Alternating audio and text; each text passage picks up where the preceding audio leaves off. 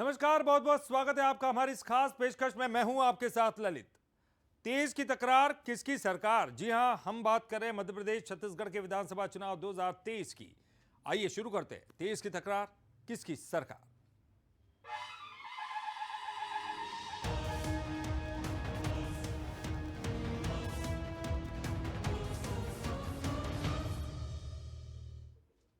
मध्य प्रदेश के चुनावी रण में छिंदवाड़ा की महाभारत अब तेज हो गई है। सीएम शिवराज से लेकर तो बीजेपी के दिग्गज कांग्रेस के सेनापति कमलनाथ को निशाने पर ले रहे हैं। क्या छिंदवाड़ा की जंग में बीजेपी बढ़त ले पाएगी? देखिए हमारी एक खास रिपोर्ट। कहते हैं ना कि जहां नाभि में चोट करनी है, मुझे पहले 7 सीट छिंदवाड़ा की भाजपा की झोली में चाहिए। इसलिए जो करना पड़ेगा वो करेंगे, इस पर हमें गर्व है। रामायण काल में शब्द भेदी बाण चला करते थे, तो चुनावी सियासत में आजकल दिल भेदी बाण चल रहे हैं। प्रहलाद पटेल का ये बयान भी कांग्रेस के सियासी महाभारत के सेनापति पर सीधा हमला है, जिसमें वो कम शब्दों में ज्यादा बोल गए। चुनाव और छिंदवाड़ा के बहाने कमलनाथ पर बीजेपी अनलिमिटेड प्रहार कर रही है। सिवनी भी जाएंगे, बालाघाट भी जाएंगे, सागर भी जाएंगे, जबलपुर भी जाएंगे, मंडला भी जाएंगे, आगे मुंगावली से लेकर मध्य भारत में भी जाएंगे, पूरे राज्य में जाएंगे। लेकिन कहते हैं ना कि जहां नाभि में चोट करनी है, मुझे पहले 7 सीट छिंदवाड़ा की भाजपा की झोली में चाहिए। इसलिए जो करना पड़ेगा वो करेंगे, इस पर हमें गर्व है। प्रहलाद ने छिंदवाड़ा से तीर छोड़ा तो सीएम शिवराज ने भोपाल से तोप चलाई। उन्होंने उज्जैन में हुई तथाकथित तंत्र क्रिया को लेकर नाथ को निशाने पर लिया।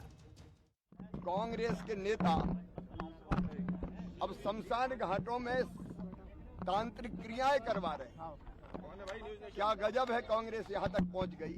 राजनीति इस स्तर पर नहीं पहुँचनी चाहिए कि खुलेआम समाचार आ रहे हैं कि फोटोएं रखी जा रही है और तांत्रिक पूजाएं हो रही है, शमशान घाट में बैठे हुए। कमलनाथ मध्य प्रदेश में कांग्रेस का चेहरा है, तो छिंदवाड़ा मॉडल कांग्रेस के सियासी विजन का महत्वपूर्ण हिस्सा। ऐसे में विरोधी सेनापति पर हमला सियासी समीकरण का अंग है। बीजेपी के हमलों को कांग्रेस आने वाले चुनाव में मिलने जा रही हार की खींच बता रही है। कमलनाथ जी ने कहा क्या कि मैं पूजा करा रहा हूँ। अपने आप कहीं किसी की फोटो लगा दी, किसी का पोस्टर लगा दिया, कहीं कुछ कर लिया। देखिए, ये बौखलाहट है, खिसियाहट है, और ये कहीं ना कहीं इस बात की स्वीकृति है कि अब राजनीतिक जमीन उनके पांव के नीचे से खिसक चुकी है। बीजेपी की नेशनल और स्टेट लीडरशिप कमलनाथ पर हमले की रणनीति बनाकर आगे बढ़ रही है। चुनावी युद्ध में बीजेपी की ये नीति कितनी कारगर होगी? क्या ये प्रदेश की सत्ता और छिंदवाड़ा का किला फतेह करने की उसकी ख्वाहिश को पूरा कर पाएगी? अमित द्विवेदी, बंसल न्यूज, छिंदवाड़ा। उज्जैन में सियासी माहौल पूरी तरह से बन चुका है। कुछ सीटों को अगर छोड़ दिया जाए तो बीजेपी कांग्रेस ने अपने अपने उम्मीदवार भी तय। सूची आई तो एक समीकरण भी सुर्खियों में आ गया, और यह समीकरण बेहद ही दिलचस्प है। कह सकते हैं कि अगर कांग्रेस से टिकट चाहिए तो पहले पार्टी को नुकसान पहुंचाना पड़ेगा। अजीब है, लेकिन आंकड़े कुछ ऐसा ही इशारा करते हैं। कांग्रेस का निर्दलियों से प्रेम, बागियों पर कांग्रेस को भरोसा। बागी हो जाओ, टिकट पाओ। जी हां, उज्जैन जिले में कांग्रेस की तासीर ही कुछ ऐसी है कि जो पहले पार्टी को नुकसान पहुंचाता है, वही आने वाले वक्त में पार्टी का उम्मीदवार होता है। ये बात सुनने में भले ही अजीब लग रही हो, लेकिन सियासी इतिहास कुछ ऐसा ही कहता है। सबसे पहले बात उज्जैन दक्षिण विधानसभा की। उज्जैन दक्षिण 2013 जय सिंह दरबार को उम्मीदवार बनाया।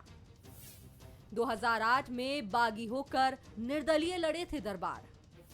2018 राजेंद्र वशिष्ठ को उम्मीदवार बनाया। 2008 में बागी होकर निर्दलीय लड़े थे वशिष्ठ। उज्जैन उत्तर कांग्रेस ने माया त्रिवेदी को उम्मीदवार बनाया। 2018 में माया त्रिवेदी ने बागी होकर लड़ा था चुनाव। महिदपुर कांग्रेस ने दिनेश जैन बोस को उम्मीदवार बनाया। 2013 और 2018 में निर्दलीय लड़े थे चुनाव। नागदा विधानसभा कांग्रेस ने विधायक दिलीप गुर्जर को फिर बनाया उम्मीदवार। 2003 में निर्दलीय चुनाव लड़कर विधायक बने थे दिलीप गुर्जर। तराना विधानसभा, कांग्रेस ने विधायक महेश परमार को फिर से टिकट दिया। परमार 2008 में घटिया से निर्दलीय लड़ चुके हैं चुनाव। आंकड़े इतिहास और वर्तमान की कहानी कह रहे हैं तो भविष्य की सियासी तस्वीर भी उकेर रहे हैं। आंकड़े ये भी बताते हैं कि बागी होकर लड़े उम्मीदवारों ने सिर्फ कांग्रेस को ही नुकसान पहुंचाया और इसी के चलते बीजेपी उज्जैन में लगातार जीतती रही। कांग्रेस के अंदर भीतरघात, गुटबाजी, अपने नेताओं के साथ रहना, पार्टी को ताक में रख देना, इन सब के कारण जो है कांग्रेस पीछे चली गई और व्यक्तिवाद जो है आगे आ गया और इसी से परिणाम प्रभावित होता है। वहीं बीजेपी कांग्रेस के नेता एक दूसरे पर आरोप लगाकर अपनी राजनीतिक जिम्मेदारियां निभा रहे हैं। अब यहाँ गुटबाजी नाम की तो कोई चीज नहीं है। अलग बात है कि निचले स्तर, संगठन के स्तर पर कुछ मतभेद होते हैं, लेकिन वो डैमेज कंट्रोल है, ये वो मैनेजमेंट का एक हिस्सा है। आला कमान उसमें सक्रिय है और उन लोगों को मैनेज कर लेंगे। आप निश्चिंत मान के चलिए कि कांग्रेस का कोई भी असंतुष्ट है या किसी को नाराजगी है, उसे निर्दलीय चुनाव नहीं लड़ने देगी। तो कांग्रेस के पास तो लोग नहीं है भाई लड़ने के लिए। उन बागी दागियों को ढूंढ ढूंढ के कांग्रेस उम्मीदवार बना रही है। पूरे प्रदेश की स्थिति यह है। और कांग्रेस के दिग्विजय सिंह और कमलनाथ जी की उस कलह से ये तय हो गया है कि कमलनाथ जी ने ये तय कर लिया है, मान चुके हैं, वो समझ चुके हैं, स्वीकार कर चुके हैं कि मध्य प्रदेश में कांग्रेस की सरकार नहीं बन रही। उज्जैन का सियासी इतिहास कांग्रेस की तासीर को बताता है। एक बार फिर चुनावी रण तैयार है। देखना होगा कि अब कौन बागी होकर आने वाले चुनावों में अपनी टिकट पक्की करेगा। संतोष कृष्णानी, बंसल न्यूज, उज्जैन। मध्य प्रदेश में बहुजन समाज पार्टी हमेशा से ही बीजेपी और कांग्रेस के बाद तीसरी ताकत बनने के लिए मैदान में उतरी, लेकिन कभी चुनौती नहीं बन पाई। इस बार बसपा बागी और नाराज नेताओं की पनाहगार बनकर सामने आई है। अब तक कैसा रहा है एमपी में बसपा का सियासी सफर, आइए इस रिपोर्ट में देखते हैं। नाराज नेताओं की पनाहगाह, टिकट के दावेदारों का आसरा, बीएसपी बनी ना उम्मीदों का सहारा। मध्य प्रदेश की राजनीति में हाथी की चाल हमेशा बीजेपी और कांग्रेस की पेशानी पर बल लाती रही है। वैसे तो प्रदेश का करीब 85% वोट शेयर कांग्रेस और बीजेपी के खाते में रहता है। वहीं 1993 से लेकर अब तक बीएसपी का वोट शेयर 12% के नीचे ही रहा है। विधानसभा तक उसके इक्का दुक्का विधायक भी पहुंचते रहे हैं। एमपी में हाथी की सियासी चाल। प्रदेश में 1993 में पहली बार बीएसपी चुनावी मैदान में उतरी। 1993 में बीएसपी को 7.83% वोट मिला। 1998 में वोट शेयर बढ़कर 11.39% हुआ। 2003 में वोट शेयर घटकर 10.61% हो गया। 2008 में 9.08 और 2013 में 6.29% वोट शेयर रहा। 2018 में बीएसपी को मात्र 5.01% वोट मिले। पिछले कुछ चुनाव से हर बार घट रहा है वोट शेयर। मध्य प्रदेश की करीब 40 सीटों पर बीएसपी का प्रभाव है। विंध्य, ग्वालियर, चंबल और बुंदेलखंड पर इसका सबसे ज्यादा असर दिखता है। इसके साथ ही बीएसपी ने बागियों को टिकट देने में कोई कमी नहीं की है। बहुजन समाज पार्टी 178 सीटों पर चुनाव लड़ रही है और 52 सीटों पर गौड़वाना गणतंत्र पार्टी चुनाव लड़ रही है। इस बार कार्यकर्ताओं में उत्साह और जोश है और जोश को देखते हुए जो भाजपा और कांग्रेस के अपने खा के जो नेता शामिल हो रहे हैं। बीजेपी और कांग्रेस भी सीमावर्ती इलाकों में बीएसपी के असर से इनकार नहीं करते। नाराज नेताओं को टिकट देने को लेकर बीजेपी कांग्रेस को कोई दिक्कत नहीं है।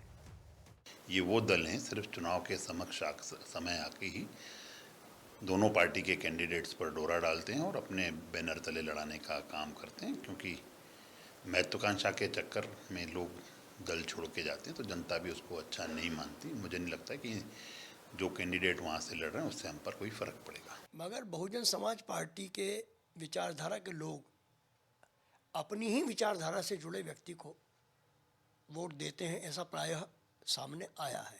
कुछ लोग मात्र इसलिए बीएसपी से लड़ने जा रहे हैं कि उन्हें किसी पार्टी ने टिकट नहीं दिया है, तो अब यह सोचना होगा कि क्या वो इस विचारधारा के मतदाताओं का मत लेने में सफल होंगे। राजनीतिक विश्लेषक भी स्वीकार करते हैं कि कई इलाकों में बसपा का प्रभाव है, लेकिन वो इससे कांग्रेस बीजेपी को ज्यादा नुकसान होते नहीं देखते। लेकिन धीरे धीरे मध्य प्रदेश में बहुजन समाजवादी पार्टी का खुद का जो वोट बैंक है वो खिसक रहा है। अब ये जो नेता आते हैं इनके साथ जो वोट बैंक आ जाता है, यदि इनका जो पर्सनल जो जनाधार होता है उतना ही वोट बैंक रहता है। इसलिए आप देखिए कि लगातार बसपा का जो जनाधार है वो कम हो रहा है। बीएसपी एक बार फिर मैदान में है। बागियों के सहारे बाग सजाने की उसकी कोशिश कितनी सफल होगी, ये देखना होगा। दीपक द्विवेदी, बंसल न्यूज, भोपाल। चलिए ब्रेक के बाद आपका एक बार फिर से स्वागत है। आप देख रहे हैं 23 की तकरार किसकी सरकार। छत्तीसगढ़ कांग्रेस की दूसरी सूची आने के बाद बगावत और हिमाकत दोनों ही नजर आ रही है। रामानुजगंज विधायक ने डिप्टी सीएम समेत कांग्रेस हाईकमान पर गंभीर आरोप लगा दिए, तो राजधानी रायपुर में कार्यकर्ता राजीव भवन घेर रहे हैं। तो क्या है ये बगावत? कांग्रेस को क्या ये बगावत भारी पड़ेगी? इस खास रिपोर्ट में देखिए। उसको वहां पे उम्मीदवार बनाया जाना ये समझ से परे है। जब से अमित शाह के साथ मीटिंग किया, जब से मोदी जी के साथ उनकी बातें हुई, लगातार कांग्रेस को नुकसान करने की काम कर रहे हैं। क्या टीएस सिंहदेव साहब सोनिया गांधी, प्रियंका गांधी, राहुल गांधी से बड़े हो गए, जो सारे नेताओं को चुनौती दे रहे हैं और हमारे नेता मौन है? रामानुजगंज विधायक के ये तेवर बगावत और विरोध से बढ़कर हिमाकती ज्यादा नजर आ रहे हैं। वो न सिर्फ प्रदेश के नेताओं पर सीधे आरोप लगा रहे हैं, बल्कि कांग्रेस हाईकमान पर भी सवाल खड़े कर रहे हैं। रामानुजगंज विधायक को उम्मीद थी कि फिर एक बार पार्टी उन पर ही भरोसा जताएगी। जब कांग्रेस की सूची आई तो नाम आया अंबिकापुर के महापौर अजय तिर्की का, जिसके बाद बृहस्पति सिंह के तेवर न सिर्फ प्रदेश और हाईकमान स्तर तक रहे। विधायक जी ने पंजाब और मध्य प्रदेश का जिक्र कर महाराज पर लांछन लगाने की भी कोशिश की। ये सिंहदेव साहब लगातार 6-8 महीना से कांग्रेस को लगातार नुकसान करके भाजपा को फायदा पहुंचाना चाहते हैं, और इसी तरह से जिस तरह से पंजाब में थोको ताली वाले के चक्कर में चला गया और मध्य प्रदेश ग्वालियर महाराजा के चक्कर में चला गया, और लगता है सरगुजा महाराज के चक्कर में छत्तीसगढ़ न चला जाए, इसलिए लगता है इनके बाल हट के कारण कांग्रेस की हाई कमान से लेकर सारे नेता झुक गए हैं, शरणागत हो चुके हैं, ऐसा मुझे लगता है। लेकिन हाई कमान को पुनर्विचार करना चाहिए। और ये हालात सिर्फ यहाँ नहीं, राजधानी रायपुर से लेकर छत्तीसगढ़ के कोने कोने में विरोध के बोल बुलंद हो रहे हैं। छत्तीसगढ़ कांग्रेस की दूसरी सूची आने के बाद नाराज विधायकों और कार्यकर्ताओं ने मोर्चा खोल दिया है। कोई टिकट कटने से नाराज है तो कोई टिकट ना मिलने से। बृहस्पति सिंह का बयान आने के बाद कांग्रेस इसे लेकर मुखर नहीं है, तो बीजेपी इस तकरार को अपना फायदा बता रही है। टिकट कटने के लिए दोषी ओटीएस सिंहदेव को ही मान रहे हैं और उनके बीच आपस में टकराव आज का नहीं है, पहले से है। जिस व्यक्ति ने हत्या का आरोप लगा दिया था, उससे बड़ी बात और क्या हो सकती है इनके आपस के झगड़ों की बात। तो ये बगावत यदि होती है और जिस प्रकार के वातावरण का निर्माण हो रहा है, जिस प्रकार इन काटे गए विधायक सामने आएंगे, तो निश्चित रूप से कांग्रेस के अंदर विभाजन होगा और भारतीय जनता पार्टी को स्पष्ट रूप से उसका फायदा मिलेगा। ऐसा नहीं है कि ये हालात सिर्फ कांग्रेस के अंदर है। बीते दिनों ऐसी ही कुछ स्थिति बीजेपी में भी नजर आ रही थी। शायद समय रहते डैमेज कंट्रोल की कवायद और रूठों को जिम्मेदारी देकर बीजेपी इस दौर से निकल चुकी है। अब देखना होगा कि कांग्रेस इस वैतरणी से अपनी नैया कैसे पार लगाती है। Bureau report, Bansal news.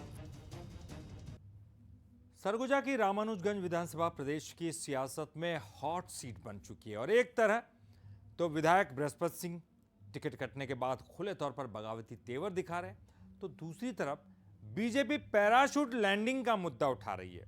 ये रिपोर्ट देखिए। छत्तीसगढ़ चुनाव में पैराशूट लैंडिंग का मुद्दा रामानुजगंज विधानसभा में भी लैंड कर चुका है।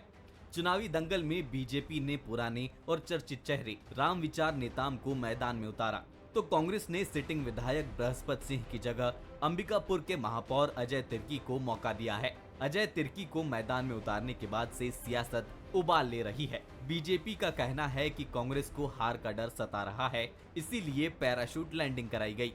तो वहीं कांग्रेस का कहना है कि बीजेपी के पास कोई मुद्दा नहीं बचा, इसीलिए पैराशूट लैंडिंग के मुद्दे को भुनाना चाह रही है। निश्चित रूप से यहाँ पर पैराशूट प्रत्याशी दिए हैं और यहाँ जो कांग्रेस के जो विधायक थे, पूर्व विधायक, कांग्रेस की जो सरकार है उनका हार मान चुकी है, इसलिए पैराशूट प्रत्याशी देने के लिए वो विवश है। सारे मनोभावों को जान करके और डॉक्टर अजय तिर्की को टिकट दिया है। अजय तिर्की भारी मतों से जीतेंगे और वो जनता के नुमाइंदे बनेंगे। वो जनता के प्रिय हैं। उन्होंने चिकित्सा के क्षेत्र में काफी लंबे समय तक उस क्षेत्र में भी काम किया है, लोगों की सेवाएं की है। बयानबाजी से इतर अब ये देखना होगा कि पैराशूट लैंडिंग का मुद्दा और बृहस्पत सिंह के बागी तेवर कहीं बीजेपी के लिए फायदेमंद साबित ना हो जाए। कृष्ण कुमार यादव, बंसल न्यूज, बलरामपुर। परिवारवाद हमेशा से ही राजनीतिक पार्टियों का एक अहम मुद्दा रहा है। कांग्रेस और बीजेपी लगातार परिवारवाद को लेकर एक दूसरे को घेरती हुई नजर आ रही है। छत्तीसगढ़ में भी इन दिनों परिवारवाद को लेकर सियासत चरम पर है और वजह बीजेपी और कांग्रेस सूचियों में नेताओं के परिजन और रिश्तेदारों के नाम शामिल होना है। छत्तीसगढ़ में परिवारवाद की सियासत चरम पर है। रमन सिंह के भांजे और भांजी को टिकट मिलने पर कांग्रेस बीजेपी पर निशाना साध रही है। पहली सूची में खैरागढ़ से पूर्व सीएम रमन सिंह के भांजे विक्रांत सिंह का नाम आया, तो तीसरी सूची में भांजी भावना बोहरा को पंडरिया से टिकट दिया गया। भांजे और भांजी को टिकट मिलने पर सीएम भूपेश बघेल ने परिवारवाद को लेकर रमन सिंह पर जमकर निशाना साधा। रमन सिंह जी के भांजा विक्रांत सिंह, वो भी भांजी से बताते, मतलब एक लाइन से अगल बगल की सीट। वैसे भी मामा भांजा एक साथ यात्रा नहीं करते, अगल बगल में यात्रा कर, दोनों नाव डूबने वाली।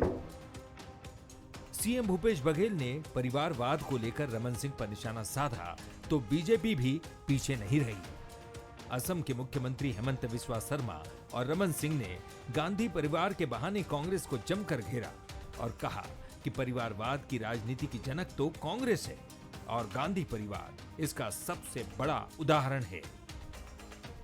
परिवारवाद की राजनीति का जनक जो कोई है और स्थायी रूप से ऑल इंडिया कांग्रेस कमेटी के अध्यक्ष हो या प्रधानमंत्री के दावेदार हो, एक ही पार्टी से बनेगा, ये परिवारवाद का इससे बड़ा उदाहरण क्या हो सकता है। और कांग्रेस जो परिवार के लोगों को टिकट देती है तो भूपेश जी उसमें मौन रहते हैं, वो उनको नहीं दिखता। परिवारवाद को लेकर हमेशा सियासत होती आई है, लेकिन चुनाव से ठीक पहले परिवारवाद को लेकर जारी जंग ने सियासी माहौल को गरमा दिया है। अब देखना होगा इस सियासत का नतीजों पर क्या असर होगा। गौरव शुक्ला, बंसल न्यूज, रायपुर। चलिए, तेज की तकरार किसकी सरकार में फिलहाल इतना ही। बंसल न्यूज पर खबरों का सिलसिला लगातार जारी है।